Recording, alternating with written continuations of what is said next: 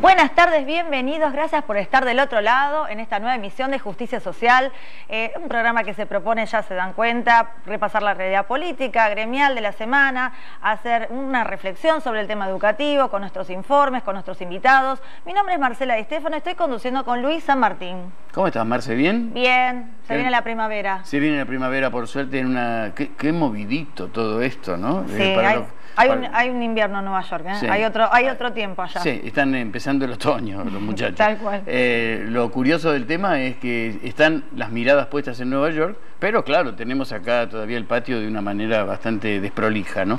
Hay cosas que uno tendría que tener en cuenta en una semana que viene tras otra, ¿no? Primero fue el mini Davos, algo que recolectó el gobierno muy a favor. Inmediatamente después aparecen las audiencias públicas, en donde tuvimos dos jornadas verdaderamente fuertes y después casi cayendo. Los grillos aparecieron porque no había más nadie, ¿no? Lo único que quedó sí rescatable, y me parece que es importante decirlo así muy rápidamente, Marcela, que es el hecho de que pymes, comercios pequeños, estamos hablando, y también clubes de barrio, ¿no? Estén contemplados de una manera distinta. Esto recién se va a saber a principios de octubre, si bien el Gabinete Económico lo trató hoy y lo trató ayer. Pero es un tema que, por supuesto, mantienen en forma reservada y esperando la llegada de Mauricio Macri, ¿no? Claro, que está en Nueva York. Bien. Y después Nueva York, así que así cerramos el paquete, vas a contar un poco cuando empecemos a hablar de lo que fueron las citas de la semana, los temas, las frases de la semana. A violar la ley. Mi mano derecha es José López, que chupaba las medias y otras cosas. Esa es nuestra felicidad. Son todas las obras paradas. Bueno, y no podemos dejar de lado algo que es sintomático, pero además sistemático, porque lo venimos haciendo en este programa de hace rato. Es como una bandera del programa. Como una bandera, y la cita obligada es: la estructura principal de IOMA continúa siendo la misma. ¿Quién lo dijo? Uno de nuestros invitados. Claro, en este caso lo dijo en mi programa de radio, ¿no? Claro. Que va todas las mañanas por Concepto. Si usted quiere escucharlo, no le quepa la menor duda que nosotros lo vamos a recibir. Estamos hablando de Indemar Ceylan, ¿no? Que es el titular de Subtioma, el gremio que los nuclea a todos los trabajadores profesionales en IOMA. Que junto con UDOGUA fueron dos gremios que empezaron a denunciar la corrupción en el IOMA. Ferozmente, junto con UDOGUA, de todo lo que sigue pasando allí. Y digo sigue pasando porque tal cual lo estimula y lo establece la frase que estamos hablando, nuestra cita obligada, es que nada ha cambiado, ¿no? Así que bueno, creo que hay que poner los ojos sobre eso, porque bien vale la pena que las cosas empiecen a cambiar, al menos en el mundo de la corrupción, ¿no? Sí, está presentando una denuncia por enriquecimiento ilícito del... Ya son 20 denuncias, sí, ¿no? En este caso es el ex titular del IOMA, Antonio Lescaleya, que aparentemente estaría vinculado con Panama Papers también. ¿También él? Sí, fíjate que lo que dijo Indemar Ceylan en su declaración, ¿no? Al fiscal Garganta. Sí. Bueno, vamos a la próxima frase. Es tiempo de resolver la situación de la CGT. Esto lo dijo justamente hablando de UDOGUA, el titular de ese gremio, Miguel Ángel Díaz, que bueno, es uno de los gremios que la semana pasada brindaron una conferencia de prensa en la sede de las 62 organizaciones peronistas, porque hay un proceso de impugnación a este, digamos, congreso de obras que consagró el triunvirato Schmidt-Daer-Acuña. ¿Por qué? Porque dicen que no estaban en orden los padrones, que no les llegaron la cantidad, digamos, de invitaciones en cuanto a cantidad de congresales. Entonces, todo ese congreso está bajo la lupa. Son 60 organizaciones gremiales que presentaron impugnaciones. En general, en realidad, en este grupo hay 68 gremios que no participaron y no reconocen a este triunvirato. Por el lado del MASA, recordarás, hay otro grupo de gremios y también está la Corriente Sindical Federal que lidera Sergio Palazzo de la banca bancaria, que tampoco estaría participando de la CGT unificada, como se le ha dado en decir. Te digo, la verdad son 120 organizaciones sindicales que no van a estar tomando decisiones en los próximos días, que va a haber un confederal. Lo que es una crisis de quebranto bastante importante. Sí, todavía, digamos, no es una CGT que podamos decir que reúne a todo el movimiento obrero argentino. Más allá de que creo que hay una idea de tratar de establecer un diálogo entre todos para ver si se puede o no, y si se debe o no establecer también una medida de fuerza frente a ciertas circunstancias del gobierno. Veremos qué pasa, ¿no? Sí, los reclamos en algunos casos son comunes, ¿no? Pero sí, bueno, es quién los va a liderar en esa medida. Escala de ganancias, porque ahí, cuando empiecen a aparecer los números, vamos a temblar varios. La otra cita obligada, y me parece que es interesante, pero nos dispara a otros temas, es la de Gabriela Michetti, la vicepresidenta, que dijo: no tengo nada que ocultar. ¿De qué estaba hablando? Del dinero que le robaron, de la investigación judicial que hay sobre esto. Estamos hablando de la Fundación Suma también, que está... nadie tiene que ocultar nada, obviamente, ¿no? No solamente Gabriela Michetti, sino el resto del gobierno. Fíjese lo que le pasó por ocultar tanto al gobierno anterior. De repente se destapó Pandora y empezaron a salir cosas, ¿no? Y qué cosas aparecieron. Pero bueno, vamos a hablar rápidamente, porque ya tenemos que cerrar esta primera parte, de algo que no podemos dejar de lado.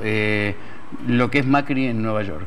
Fue muy aplaudido, inclusive el titular de la Bolsa de Valores de Nueva York dijo: bienvenida a la Argentina, Argentina está de nuevo con nosotros, ¿no? Por supuesto fue una suerte de mimo. El presidente habló en las Naciones Unidas, habló de Malvinas, no se olvidó de Malvinas, que es un tema urticante. Un tema con el que Malcorra va a tener que dar explicaciones. Va a tener que lidiar con la oposición. ¿Qué es más importante? Poner delante la estrategia y detrás digamos la soberanía, o poner la soberanía y después la estrategia. Yo te puedo asegurar... ¿Se vuelve el paraguas de la soberanía? No sé si va a ser paraguas, pero yo lo sí que te digo es que los británicos en 5 años ya no van a poder sostener la economía de Malvinas. Y esto abre un capítulo. Pero de eso vamos a hablar en otros programas, ¿sí? Bueno, vamos con la última cita entonces. El 11 de octubre vamos todos al Congreso. Esto lo dijo María Luján Rey, quien es nuestra invitada de hoy, que está convocando una movida contra la impunidad, la inseguridad y la justicia. Vamos a preguntarle justamente quiénes organizan esta movida y, bueno, un poco el espíritu de la misma. Bárbaro. Hoy nos visita María Luján Rey. Obtuvo el título de Profesora Nacional de Geografía en 2009. Es la madre de una de las víctimas de la tragedia ferroviaria de Once, en la que perdió la vida su hijo, Lucas Menghini Rey. Junto con el resto de los familiares, militó para esclarecer los hechos, lo que derivó en un juicio histórico a los responsables. Creo que es un fallo histórico, como lo esperábamos, como preveíamos que podía ser en virtud de tanta prueba. En nuestro país hoy se hizo justicia. Es autora del libro Desde mis zapatos. Participa de las actividades de la Asociación Civil Usina de Justicia. Bien, María Luján Rey, bienvenida, gracias por estar acá con nosotros. Gracias a ustedes. Un poco de qué se trata esta movida, esta convocatoria al Congreso, y qué tienen en común, por ejemplo, víctimas de la tragedia de Once, o familiares de víctimas de Cromañón. ¿Qué hay en común en todos ellos? El lugar que nos convoca es ser víctimas de hechos evitables, y la verdad es que hemos llegado a convertirnos de ciudadanos comunes a familiar de víctimas por diferentes situaciones. En la organización de esta convocatoria está Jimena Arduis, la mamá de Ángeles Rawson, que es un femicidio, y uno piensa que tiene que ver con la tragedia de Once. Por ahí Once, Cromañón, que son producto de la corrupción, tragedias evitables y que se sucedieron por la corrupción estatal y empresarial, pareciera que no tiene nada que ver con la muerte de la familia de Matías Bañato en la llamada masacre de Flores. Pero la realidad es que sí, es que todas se han producido porque hay un Estado que está ausente, o a veces está presente pero para hacer el mal y no para lo que corresponde. Y lo que sí nos damos cuenta es que una vez que nos convertimos en víctimas o familiar de víctimas, empezamos un camino que es igual a todos: la búsqueda de justicia en absoluta soledad, encontrarnos que tenemos que aprender de leyes, que tenemos que aprender a caminar los pasillos de tribunales, que el Estado vuelve a dejarte solo, que hay un pacto de seguridad y de protección del Estado que se perdió y que ustedes están tratando de recomponer en una especie de acción reparadora. La víctima, los dicen, por ejemplo, Carolina Píparo lo dice muy claramente, ¿no?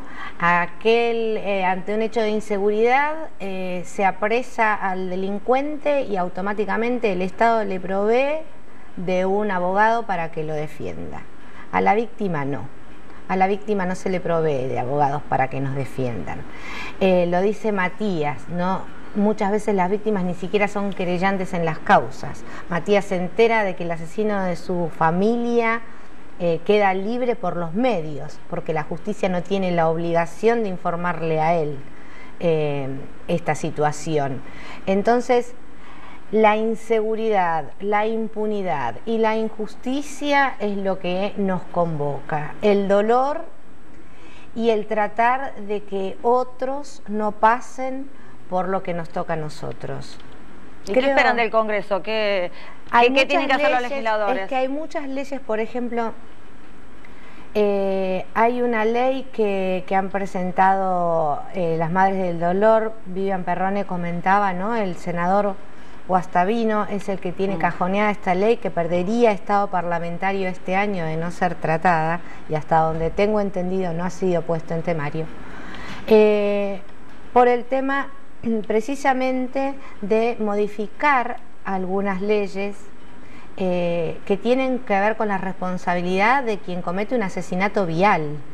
Es fácil y a veces duele que a todos se lo caratule como accidente. Accidente le decían a la tragedia de Once y la justicia demostró que no fue un accidente.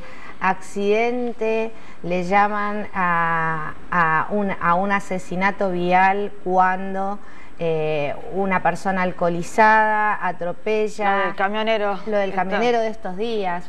Lo que le sucedió al hijo de Vivian, ¿no? A Kevin, que lo dejaron tirado en la calle agonizando y, digamos, quitar este rótulo de accidente es lo que nos permite entender que estas tragedias se pueden evitar, y para que se eviten tiene que haber un Estado presente y que las leyes tienen que reflejar lo que la ciudadanía está esperando. Las condenas tienen que ser duras. A veces... ¿Estás conforme con el juicio? Con el nuestro, absolutamente. Puedo no estar conforme con las escalas penales, ¿sí? Yo estoy convencida que a Claudio Cirigliano, dueño de TVA, no se lo tenía que condenar de la misma manera que a Schiavi o viceversa. Uno es un privado y el otro es un funcionario público, y para mí un funcionario público tiene una responsabilidad mayor y tiene que responder por esa responsabilidad. Yo te voy a confesar algo. Cuando empezó el programa no estaba al tanto de lo que fue la presentación. Una presentación que realmente describe exactamente al corazón de quien lo está mirando, ¿no? De qué se trata esto y de qué se trata esta charla. Pero también me quedó una frase que me diste poquito antes de ingresar acá al estudio, y es la siguiente: ojalá en este país no se necesitaran las ONGs. ¿Qué significa todo esto y cómo lo quisiste graficar? Simplemente que el Estado está totalmente ausente, y está ausente en cada uno de los detalles, ¿no? Sí. En todos los que las ONG tienen que cubrir esos baches tremendos, como es el caso de ustedes ahora, ¿no? A casi 5 años de la tragedia de Once, con 52 muertos y más de 800 heridos, ninguno ha recibido jamás la asistencia integral que el Estado les debe. Esta asistencia integral tiene que ver con, por ejemplo, una representación legal, pero también con una asistencia médica, psicológica, económica, ¿sí? Los 800 heridos que tuvieron que rearmar su vida después de haber vivido semejante tragedia, Los familiares de las víctimas, que en muchos casos eran sostén de familia. Claro, si viajaban en un transporte público, no tuvieron un psicólogo, no tuvieron una ayuda económica, no tuvieron un abogado que los represente, que los asesore. Ahora, ¿vos te diste cuenta, María Luján, que esto es constante y permanente? Sí. Hoy estaban ustedes hablando recién de dar ejemplos muy significativos y muy cercanos en el tiempo, y la víctima sigue sin tener defensa. Sí. Es más, la víctima pasa a ser en cualquier momento culpable, ¿no? De todo lo que sucedió, ¿no? Muchas veces, a ver... ¿Por qué viajaste en tren? Bueno, en el caso de la tragedia, a mí me ha tocado... por mi hijo, bueno, porque subió por la ventanilla, cuando era la única manera que tenía para acceder a ese tren y no llegar tarde a su trabajo. Pero también era porque se iban para el vagón de adelante, y también era porque... o porque no había lugar y tenían que viajar casi colgados. Pero cuando vemos un hecho de inseguridad, tendemos a decimos, bueno, ¿y por qué sacó el auto a esa hora? ¿O por qué tiene un auto, no sé, de alta gama? Y con los femicidios antes también, ¿y por qué tenía la pollerita corta? Por algo sería, digamos, por algo será. Esta mirada de poner siempre a la víctima dando explicaciones, es algo que hay que trabajar desde la sociedad en su conjunto. Tenemos por un lado un Estado que no mira a la víctima y que hace... que la sociedad sí la mire. Y una reconversión en todo lo que es la estructura de justicia que haga intervenir al ciudadano común. Y cuando uno habla del ciudadano común parece que fuera despectivo. El ciudadano común no. Es el que arma todo un país. No, es un actor social que se ha puesto los pantalones últimamente. Claro. Para nosotros los ciudadanos comunes son los que tienen que empoderarse y exigirle. Y lo pueden hacer. Es que creo, y esto también lo sostengo desde hace mucho tiempo, yo tuve la posibilidad de...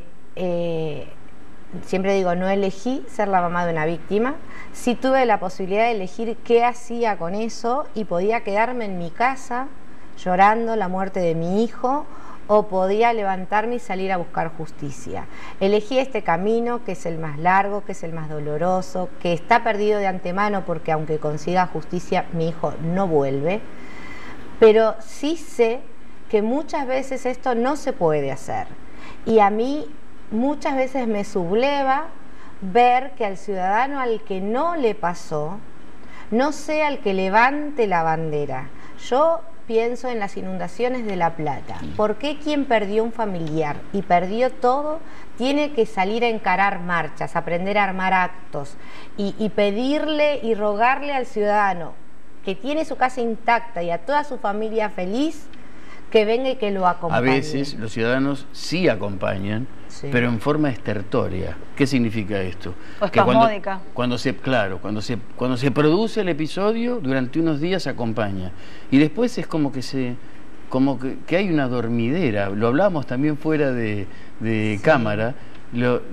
Lo pésimo del acostumbramiento a las peores cosas que nos pasan, ¿no? Nos han, digamos, años y años de injusticia, años y años de hacernos creer que así como estamos es así como se vive. Se viajaba mal en el Sarmiento hace 50 años y uno lo naturalizó. Y era tan natural viajar mal que ya nadie imaginaba poder viajar bien en un servicio público.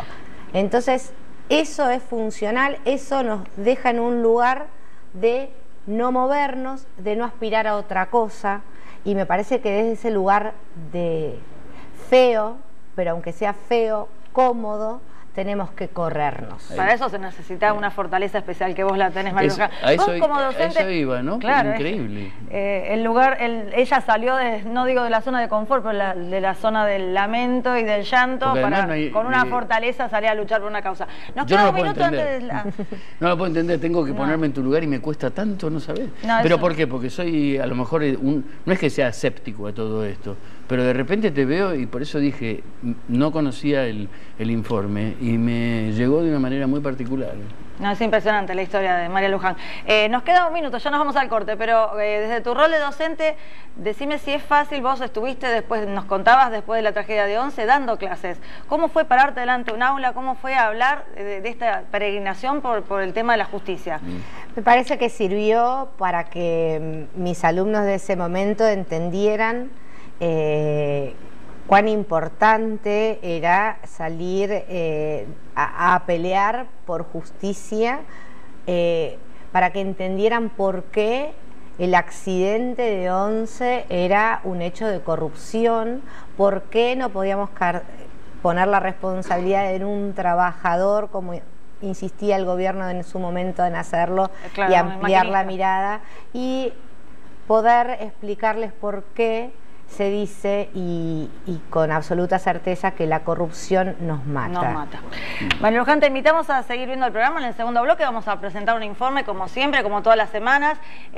Muy interesante la mirada de María Luján, como docente también, ¿no? Porque el docente no solamente enseña, brinda información, sino que también enseña con el ejemplo. No se muevan de ahí, seguimos en el próximo bloque.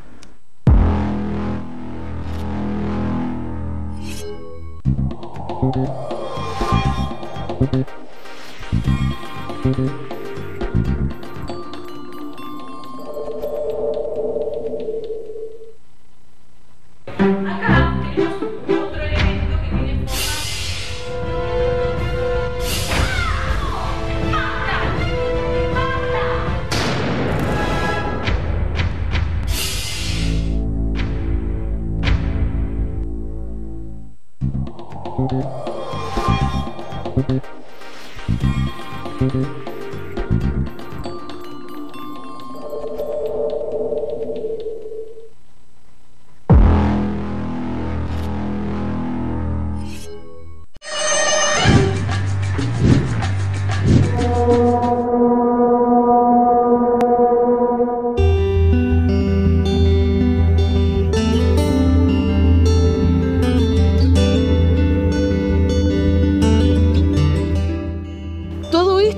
Hace 5 años que está así. Proyectan 4 aulas. Se inician en marzo de 2010. Eran 2 aulas en una primera etapa, 2 aulas en una segunda etapa. Tendrían que estar las aulas terminadas y los espacios solicitados como el Zoom, el comedor y la cocina. Nuestras docentes y nuestra comunidad educativa se merece un jardín completo. Necesito que la provincia me escuche. Y que cuando hablan de igualdad de oportunidades y de calidad, que sea verdad, que sea real. Eso es lo que quiero, el respeto. Que se vuelva a resignificar al docente, a las instituciones, pero por sobre todo el derecho de los alumnos a tener condiciones dignas. Todo lo que necesita para poder tener una buena educación y un buen desarrollo. Porque acá las que ponemos el cuerpo y el alma somos nosotros los docentes.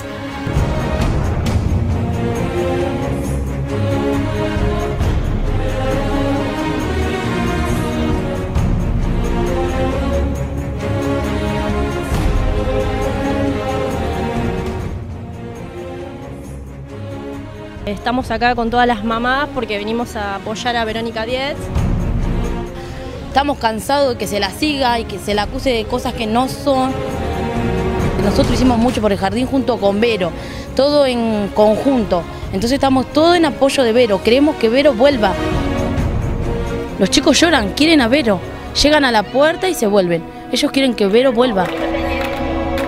Ha luchado muchísimo por ese jardín, para que saliera adelante, para que tuviera otra salita. Y le empezó el seguimiento de la inspectora por tema del video que salió por la obra del jardín. Hace 8 años que está la construcción y hace más de 4 años que está parada. La querrán sacar del jardín, cosa que no, ojalá que no puedan hacer, porque ese jardín lo está levantando ella.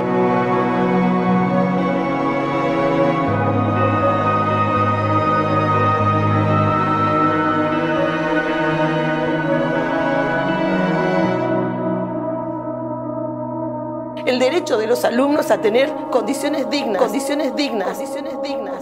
Todo lo que necesita para poder tener una buena educación y un buen desarrollo.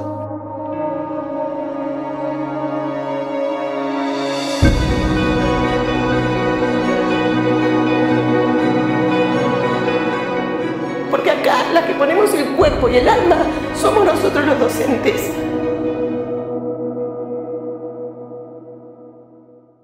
Bueno, Jardín 908 de San Antonio de Areco, este es un informe del año pasado que lo hemos reciclado con la información que tenemos ahora. Afortunadamente las obras de este jardín están avanzando, pero la directora sigue separada de su cargo. Así que todo esto enlaza con el tema de la justicia, ¿no? Esta comunidad educativa está luchando para que se haga justicia con esta docente, que a su vez luchaba para que se haga justicia con sus alumnos, que tengan un lugar digno donde poder estudiar. ¿Qué valores hay que tener? ¿Qué templanza para peregrinar esta lucha por la justicia? Y la contradicción de un Estado que le pide compromiso a sus docentes y cuando estos tienen el compromiso son apartados del cargo. La verdad es que yo creo que los obstáculos para tener en el camino de la construcción de un país mejor son muchos, pero uno cuando empieza este andar sabe que se los va a encontrar y tiene que estar preparados para ir sorteando uno a uno. Y ahí es donde uno también reafirma su convicción de por qué está siguiendo este camino. Si al primer obstáculo uno decide bajar los brazos, entonces no estábamos tan convencidos, ¿no?, de cuál era nuestro objetivo. Nosotros en nuestra lucha por justicia hemos sorteado muchísimos. Imagino. Y seguramente seguiremos sorteando. Pero ahí está esta voluntad que debe ser férrea a la hora de seguir adelante, pase lo que pase. ¿Querés mostrar, por favor, el cartel que habías traído de esta convocatoria que están haciendo? El día, entonces, es... El 11 de octubre es a las 18 horas frente al Congreso Nacional, pero es una convocatoria nacional.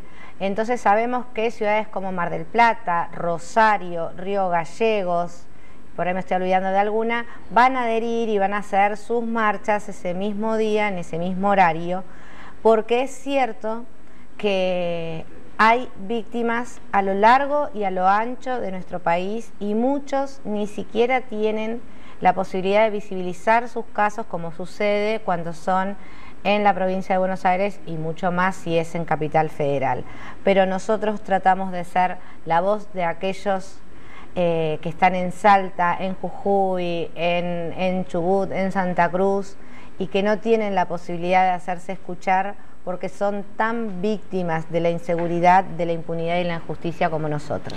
Bueno, entonces el hashtag es para que no te pase, el que le interese esta movida, el que está con alguna inquietud y quiere acompañar a toda esta gente que pide seguridad contra la impunidad, contra la injusticia. Bueno, los invitamos a ir. Gracias, María Luján, por haber estado con nosotros. Luis, nos despedimos hasta la semana que viene. Hasta la semana que viene. Bueno, te invito a ver nuevamente el informe que me parece que te impactó hoy. Me impactó el informe, del inicio y el del final. Lo noté en tus gestos. Bueno, gente, nos vemos la semana que viene. Nos seguimos viendo también en redes sociales, en Facebook, en Twitter, Justicia Social. Por favor, participen. Hasta la semana que viene. Gracias.